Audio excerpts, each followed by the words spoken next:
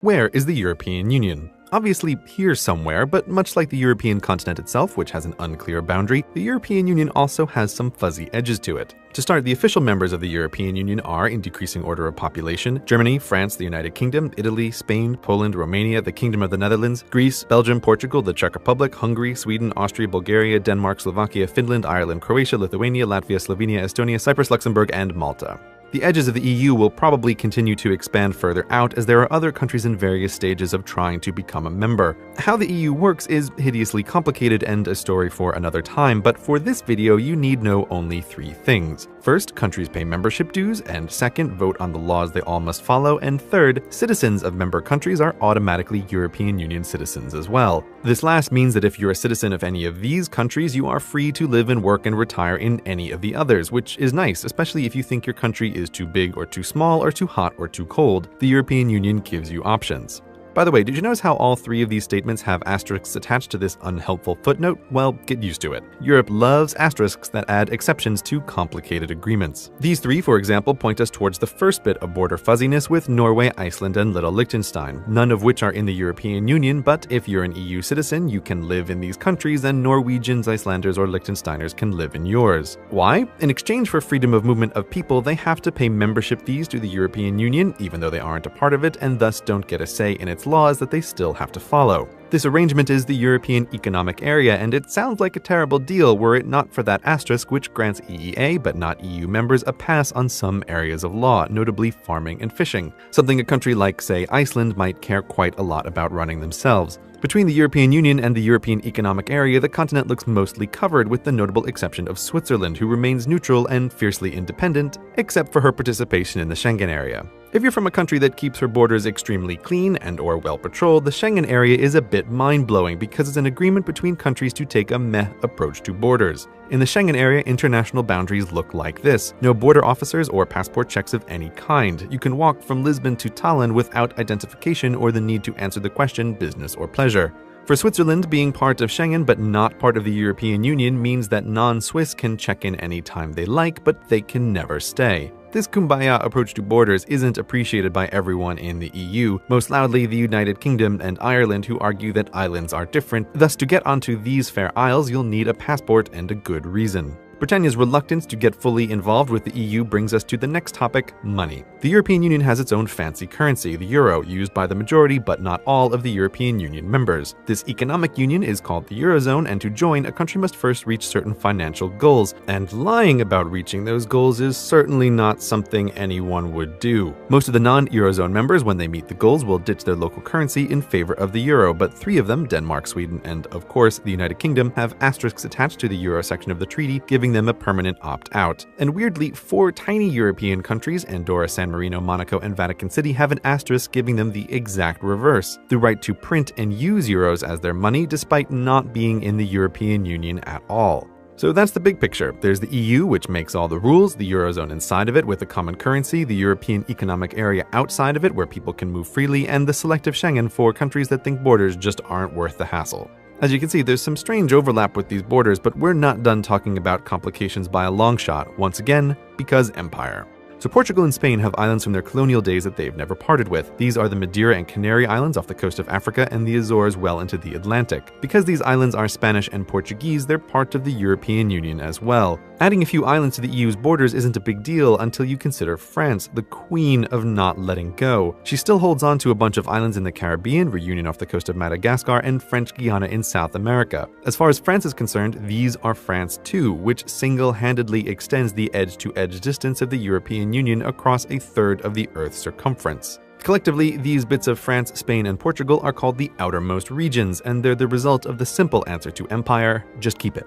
On the other hand, there's the United Kingdom, the master of maintaining complicated relationships with her quasi-former lands, and she's by no means alone in this on such an empire-happy continent. The Netherlands and Denmark and France, again, all have what the European Union calls overseas territories. They're not part of the European Union, instead they're a bottomless well of asterisks due to their complicated relationships with both the European Union and their associated countries, which makes it hard to say anything meaningful about them as a group, but In general, European Union law doesn't apply to these places, though in general, the people who live there are European Union citizens because in general, they have the citizenship of their associated country, so in general, they can live anywhere in the EU they want, but in general, other European Union citizens can't freely move to these territories, which makes these places a weird, semi-permeable membrane of the European Union proper, and the final part we're going to talk about in detail, even though there are still many more one-off asterisks you might stumble upon, such as the Isle of Man, or those Spanish cities in North Africa, or Gibraltar, who pretends to be part of southwest England sometimes, or that region in Greece where it's totally legal to ban women, or Saba and friends, who are part of the Netherlands and so should be part of the EU but aren't, or the Faroe Islands, upon which while citizens of Denmark live, they lose their EU citizenship, and on it goes. These asterisks almost never end, but this video must.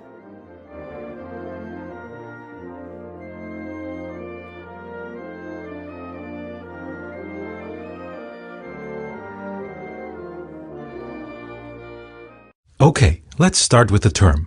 What does Europe mean?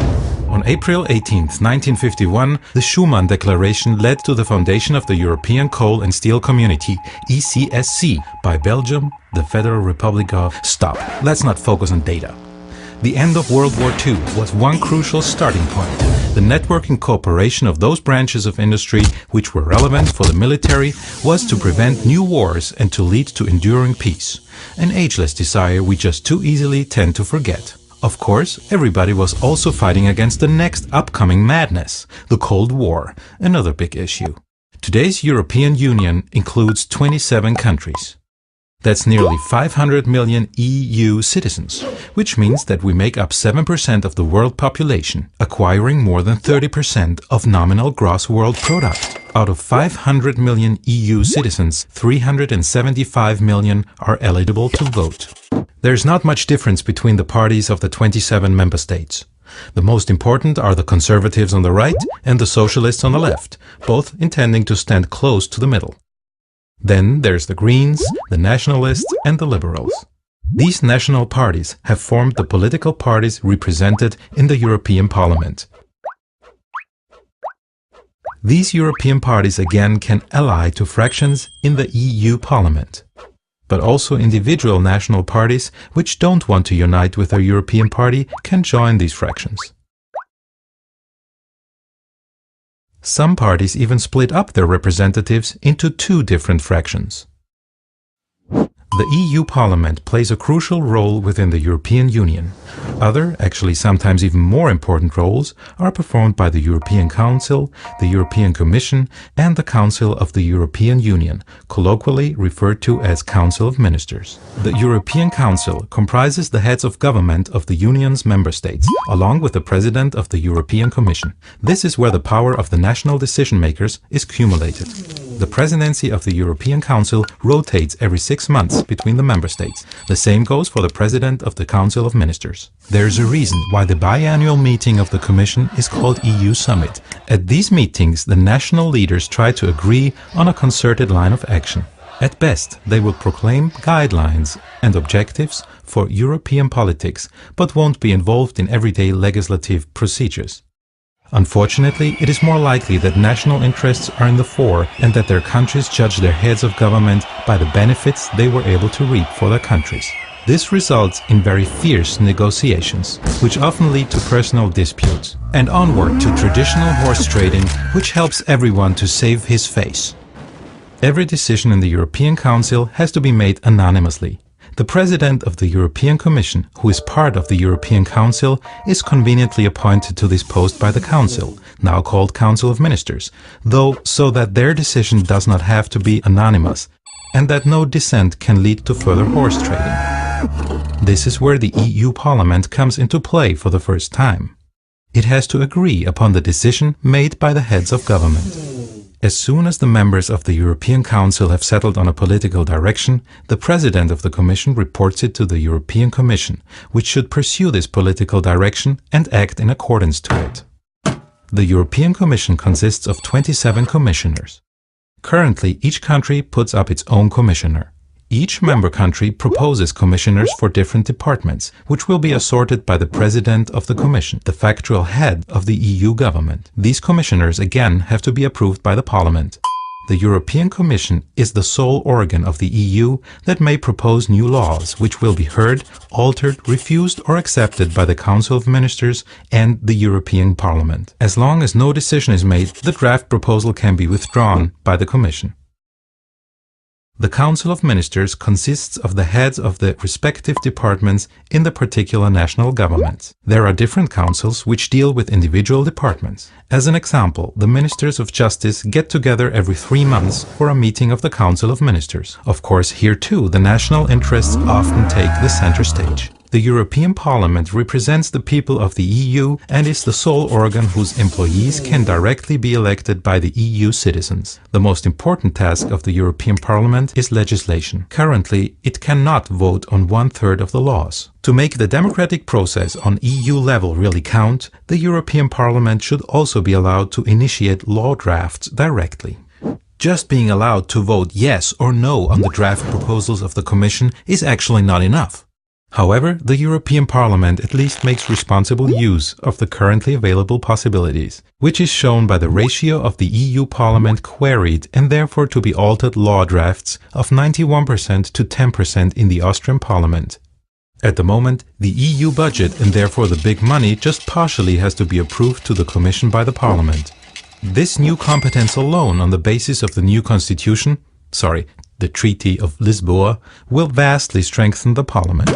The overall control of the EU activities is also an important duty of the European Parliament. It controls the European Commission and its president and can force them to resign. It can set up investigation committees to keep the activities of the Council of Ministers and the European Commission in check. And finally, there's the sparsely honored delicate work on various topics. The members of the European Parliament work in different commissions, for example the Agricultural Committee, the Committee for Transport and Tourism, or the Committee on Legal Affairs, and by publishing their reports demonstrate the position of the EU Parliament on different topics. By means of the Treaty of Lisbon, the EU Parliament unquestionably gains in importance. Whether the sole organ directly elected by the EU citizens will stay as powerful and hopefully even gain more power in the future depends on the people and thereby on us. Not voting at all means to weaken the vox populi. Abandoning your right to vote will not lead to change and will result in the victory of those who take advantage of it.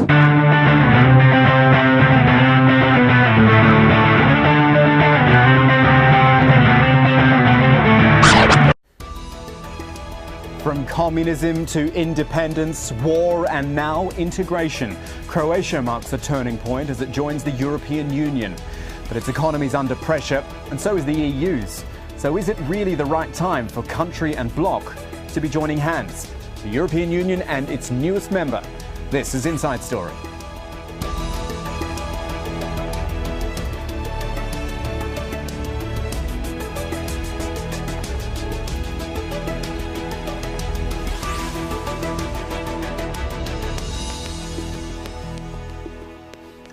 Hello everyone, I'm Kamal Santamaria. Membership has its privileges, as they say, and that's what Croatia will be hoping as it realises its ambition of becoming a European Union member. It'll be the 28th member state, the first since Bulgaria and Romania were admitted back in 2007, and will open the door for much-needed investment in a country facing its 5th year of recession and 40% youth unemployment. The thing is, the EU's no model of stability itself these days, leading us to question who exactly is getting the better deal here. Here's Croatia on the map first, at the point where Central Europe turns into Eastern Europe, just across the Adriatic Sea from Italy, with plenty of neighbours as well. Bosnia, Serbia, Hungary, Slovenia all share a border. In fact, that Croatian border will be the longest land border in the European Union. And opening up that border, figuratively and literally, is what this EU membership is all about. But how does it stack up for the country and for the bloc? Well, Croatia's the obvious winner. It stands to get some $15 billion of EU financing, albeit with conditions. And it'll get access to larger EU markets with the prospect of foreign direct investment. The EU, for its part, gets more stability in the Balkans, slightly larger market and less hassle at the borders. On the flip side, though, critics in Croatia argue they're joining a bloc whose own economy is pretty fragile. and some fear the EU's market will be too competitive. Opponents in the Union say Croatia's corruption and its economic weakness pose the biggest threats, and any mistakes could jeopardise the EU ambitions of other Balkan states and places like Turkey as well. Our discussion in just a moment. First, Tim Friend sets the scene for Inside Story from the Croatian capital, Zagreb. Croatia has gone through 10 years of tough negotiations to qualify for EU membership. Essentially, it's had to smarten up its act in terms of human rights, reform of government and the judiciary. So this is very much a changed country from the one that started this process 10 years ago. Perhaps there's less corruption. Certainly it's a country still having to deal with the legacy of the Balkan Wars. But the challenge here in most people's minds at the moment is the economy. The country's in recession. It has been for several years. There's high unemployment, particularly amongst the young, and it's an aging population. So will the new EU membership offer new opportunities for Croatian business, or will it be overwhelmed by the new shared market? Behind the celebrations here, these are the kinds of questions that are being asked. Tim Friend for Inside Story, Zagreb. So plenty to discuss with our guests. In Zagreb is Davor Gennaro. He's a political consultant and former advisor to Croatia's Ministry of Foreign Affairs. And in our London studio, Petros Fasoulas, who is the chairman of the European Movement in the UK, a lobby group that campaigns for closer integration across Europe. Gentlemen, welcome to Inside Story. I think the first thing we've got to point out is that this EU version 2013, if I call it that, is very, very different from the one that Croatia signed up for, 12 years ago. It started this whole idea. Davor, if I come to you first though, it's still a better deal for Croatia, isn't it? Even with all the changes in the EU and the Eurozone crisis and all these things, it's still a pretty good thing for Croatia, isn't it? Of course, it's a situation that Croatia is getting more security, grant both economic and political prospect. Now it has better chances to have kind of influence on the region and a kind of return back to Central European region and build the new structure of economic and energetic relations and solutions. So what's the thing that you think, Davor, is the most important thing that Croatia can get out of this? Is it the money? Is it trade? Is it access to the rest of Europe? What's the thing that clinches the deal? It depends what's your point of view, but for Croatia, who was facing the war only 15 years ago, stable peace and sustainable peace is most important issue in a framework of European Union. For Croatia, the next process of enlargement of the European Union towards Bosnia and Herzegovina, Serbia, Montenegro, Macedonia is a mostly important issue because it makes us guarantee that there will be no further war or hostility in Balkans region. And just quickly, Davor, flip it around for me and tell me what it is that Croatia brings to the rest of the EU. Croatia brings the whole Adriatic Sea in European Union. That's maybe kind of change for EU, like it was a change with Danube being a real European river in a full sense with enlargement in 2003. The next important issue is the fact that Central European region from Baltics to Adriatics is becoming completed now. The other important issue is the fact that Croatia has some knowledge about processes in Balkans and can be helpful in stabilization, especially of Bosnia and Herzegovina, which is, I think, the most important issue for European Union at the moment. Then our political knowledge, I hope, can be transferred also to Serbia and Montenegro, and to help those countries in processing of negotiation with EU, so those countries could be more efficient in that process than Croatia was. Okay, Petros Vasoulis, let's bring you into the conversation. The way that Davor described it, it all sounds pretty good. The fact is, though, and I pointed this out in the introduction to the show, you've got not one but two groups here, the country and the bloc, Croatia and the EU, both with difficult economic problems at the moment. Timing's not great for this, is it? I think actually timing is perfect for this. It demonstrates the success of the European Union project. There are countries lining up eager to join, and I think including a new member in a family couldn't be a more optimistic signal to send to the whole world. Let's not forget that you mentioned that the Eurozone is in trouble, but Latvia will be joining the Eurozone at the beginning of next year. So the symbolism here is very, very strong. And of course there is another element, if I may. The project of European integration has reconciliation in its heart. At the early 50s, European nations came together to reintegrate Germany and reconcile it with its neighbors, not least France. Something similar is happening in the Western Balkans. In the context of European integration, we're seeing the reconciliation of countries that used to fight not so long ago. And I think that's a very powerful and optimistic message for the future. But Petros, you talk about countries joining and the positive signs and the positive symbolism that puts out there. The fact is, these are long processes. I mean, this has been 12 years in the making, so it's obviously not something that Croatia would pull out of at the last second because of an economic problem. But still, you are adding what is, at the moment, a weak economy into an already weak bloc. And we've seen already the problems that come from these weaker economies and what they do to the whole region.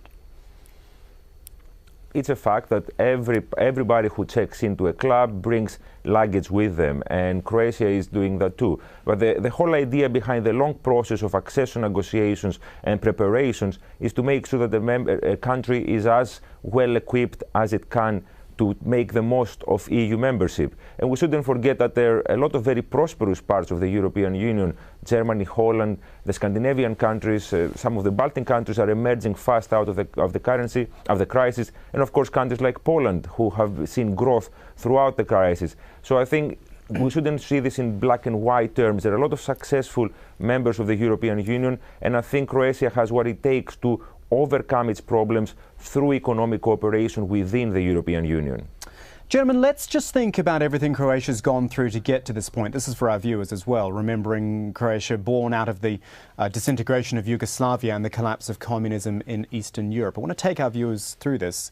That independence from the former Yugoslavia, 22 years ago, 1991 it was, followed by 4 years of war, pitting Croat forces against Croatian Serbs aided by the Yugoslav army. You fast forward, though, to February 2003, and this is what we were just talking about, Croatia submitting its formal application for EU membership. That process was held up by concerns over war crimes, border disputes and corruption as well. There was some progress on the international front, though. This was 2009 when Croatia became a full member of NATO. And earlier this year, Croatia elected its first members of the European Parliament in anticipation of where we are now, and that is formally joining the EU. Davor, let me come back to you in Zagreb. Just on the point of those European parliamentary elections which happened in April, as I see it, they only attracted 21% turnout. Is that sort of apathy towards the EU idea, or was it just not viewed as terribly important? The main problem is that Croatian people have a problem with political institutions at all. They have a problem with political elites, with domestic political elites, and that low turnout on those elections was, in a first place, message to domestic political elite. That campaign before elections was misleading, and actual government had an interest that turnout on elections would be as low as it possible. So, because they thought that that will make a guarantee for their good result. It was a very mistaken judgment, and people in a way had understood that judgment. Mostly Croatians are in favor to enlargement. They are mostly satisfied with the fact that Croatia is joining EU, but they don't have such a huge expectations as they had in 1991, when they were facing with independence of their own state. Right. Petros, let me come back to you in London. Just something else I mentioned when we went through that history of Croatia was the concerns that the EU has had in the past. Things like, and I'll mention them again, war crimes, border disputes and corruption. Do you feel those things have been addressed? Well, presumably they've been addressed enough because Croatia is going into the EU, but do you feel they've been addressed properly so that they're not a problem going forward? You know, Croatia has gone a long way from the troubled years of the 1990s, and some of the key issues that your report highlighted have been addressed to a large extent. But we shouldn't hide behind our figure. Corruption in certain areas is still an issue. I believe that the German Chancellor Angela Merkel will not be attending the celebrations for accession in Zagreb because there is a disagreement over the handing over of an alleged war criminal. So there are still issues pending, but those issues are better resolved within the family and within the club. Nothing, of course, is going to become absolutely perfect from one day to the next, but we shouldn't underestimate the amount of effort that Croatia and the Croatian people have made to live up to the very high standards that the European Union expects from its member states. Can the club help with dealing with these sorts of issues? Certainly it can, absolutely. I think there is a lot of know-how going into Croatia as we speak, both in the context of accession, but also after becoming a member state of the European Union. And I have the feeling that the process of political normalization that it takes place in a country after it joins the European mainstream changes the perception of both of the political elites and the electorate, and it changes the conversation that those two are having within that country. Politicians are under check from their peers in the European Union level. Citizens have the opportunity to travel more freely within the European Union, understand and appreciate how things are done in other places. So they put more pressure on each other, and it certainly improves the political conditions as much as the economic conditions within a country. Gentlemen, let's pause again and get some more viewpoints. Croatia's president, first of all, who's convinced that joining the EU is the right thing to do. Ivo Josipovic said, from an economic point of view, there is indeed a crisis, but I think we are stronger together. This is what Petros has been saying to us, and that the crisis did not originate from the European Union itself, but rather from the economies of a few specific countries. That's why I think that to put an end to this crisis, we need more Europe, not less Europe. That's what the leader says. Here is what some Croatians have had to say about their country joining the EU. Have a listen. I'm afraid everything will go far, far too expensive than it used to be. So I don't think it's going to bring anything very, very useful to us. Maybe I hope it will bring law and order, because that's what we need. People think that the European Union is great and super, and that the grass is greener over there. But in fact, I think that the grass there is equally yellow, as it is here. I think that it's a good thing that we are entering the EU because we get a better connection with the other European countries. There won't be borders to cross, and the EU can bring us a lot of money to develop the country. It's very important for us as a small country to be part of something big like the European Union. But this is what I thought maybe a few years ago. Now I'm a little bit scared because the experience of other small countries that takes part of European Union are not very positive. Petros, I know that was only 4 voices that we heard there out of a population of millions. However, what I got from all of them, there was some positivity, but there was hesitation. Do you think that's just because of what we see in the European Union and the Eurozone now, or that these feelings might have always sort of been there? Of course, I think the economic crisis has brought a sense of insecurity across the European Union, and that couldn't leave unaffected a country that is about to join the European Union. But there are some tangible effects that citizens of a new member state can enjoy. The cost of roaming, for example, using your mobile abroad, will go down about 15 times compared to today's prices for the average Croatian who is traveling around Europe on holiday. Also, a Croatian who wants to go abroad and study, he or she will be able to enjoy the same kind of benefits that natural students from that country are enjoying. And all those things make a hell of a difference in the everyday life of a citizen. But I totally understand and echo the sense of unease that people have with their political elites who are struggling to resolve the problems that affect them directly. It's not an issue of the European Union, it's an issue of politicians not being able to deliver for their people. And we have to work closer together to do that collectively. Davor, can I come back to you and ask you a bit more about the wider economy? Seeing as you are there in Zagreb, you can give us a first-hand view. As I see it at the moment, the Croatian currency, the kuna, is already in line with the euro. So it's perhaps not going to be a huge step up when Croatia eventually does adopt the euro itself. Do you think, though, again, and this relates back to all the problems we see in the Eurozone right now, that there is some concern about taking that step into the Eurozone eventually?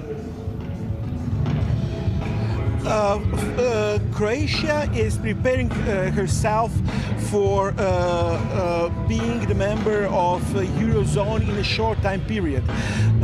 Kuna is more or less on the same exchange rate with euro for last 10 or 15 years. Monetary policy was always oriented only on a stability of currency and not in a way to help national economy. And Croatia is, only 0.5% of European GDP and 1% of European inhabitants. So Croatia cannot influence a lot on stability of Eurozone.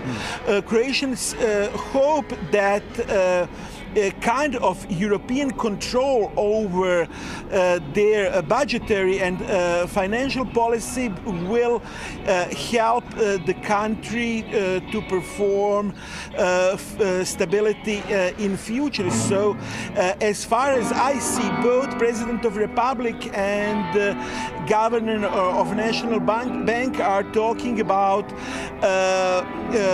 making Croatia the member of Eurozone in a period as short as it possible. But that's going to be the problem, isn't it? Because right now, I mean, it's generally, I think they've got to do it within 2 years. They obviously want to do it sooner. But right now, Croatia's only meeting 2 out of the 5 criteria that a country needs to meet to actually join the Eurozone and take the currency up. The economy is just not strong enough at the moment. The economy is not strong enough. The budgetary debt is too huge, and Croatian economy is still not stable enough for that step. So I don't think that there is any possibility to do that step in the next 2 years. But concentration on those criteria on one side and criteria done by a European fiscal semester, it will help Croatia to make sustainable fiscal stability and to consolidate her own fiscal situation. OK, let's start getting some final thoughts, and I'll go back to Petros in London for this. Petros, I wonder if this is almost a test for the European Union at the moment. This is the first country that will be admitted since 2007. 2007 was just the beginning of the financial problems. It wasn't anywhere near as bad as things have been in the last couple of years, or even right now, you might say. This kind of needs to work for the European Union, doesn't it? It certainly does. And there is an element of fatigue around the process of enlargement in the European Union. There are a lot of member states and a lot of people within those member states that are arguing that the European Union should take a break in the process of enlargement, especially when considering countries like Turkey. But I think the process of enlargement has been one of the most successful projects that the European Union has undertaken. It has helped transform the south of Europe, the center of Europe, Eastern Europe. It has brought stability in the Balkans. And it's imperative that we continue keeping the door open for all those countries that aspire to join the European Union and sign up to the high values that it represents. So I agree with you, it is an important test, and it should remind to everyone how important the process of enlargement is and how crucial it is that we keep that process going. And I guess the thing to remember as well in the back of our minds is that, and I've pointed this out already, it takes a long time. We're not just talking about ascension right now. This has been, for Croatia, 12 years in the making. Who knows what the Eurozone will be like, or the European Union will be like in another 12 years. Indeed, it's a project that is constantly evolving, and in historical terms, of course, 12 years is not such a long period of time, considering the task at hand especially. But we should be doing this the right way. Certain things took place in the European Union perhaps too fast and without the proper architectural structures in place. And I think when it comes to encouraging and helping a country to join the project of European integration, we need to take all the time we can take. And of course, you're right, in 10 years' time, the European Union and the Eurozone itself will be completely different, and hopefully Croatia will be a successful member state at the very core of decision making. Davor, final thought from you. Is there a good feeling there? You're there. We've heard the sound behind you of the celebrations and the preparations for the big moment. Are people excited in the end? In a way, no. The political class is excited in Croatia. People are, in a way, had some kind of fatigue with all the politics, and they are, in a way, tired of the long-term process of negotiation and enlargement of EU on Croatia. They are, in a way, afraid of domestic economic crisis and crisis in the European Union, but they are more or less happy because of that element of stability and hope for progress what is membership in EU bringing. So the feelings of average people are in a way mixed. Happy or not, it is history in the making, isn't it? Croatia joining the European Union. I want to thank both of our guests there. Davor Gennaro was a political analyst joining us from Zagreb, and we also had Petros Fasoulas, who is the chairman of the European movement in the UK, joining us from London. Gentlemen, thank you to both of you. Don't forget you can find this programme and many more at aljazeera.com. You can also head to facebook.com/AJ Inside Story. You can leave your comments there for us as well. I'm Kamal Santamaria from the whole team. Thanks for joining us. Goodbye for now.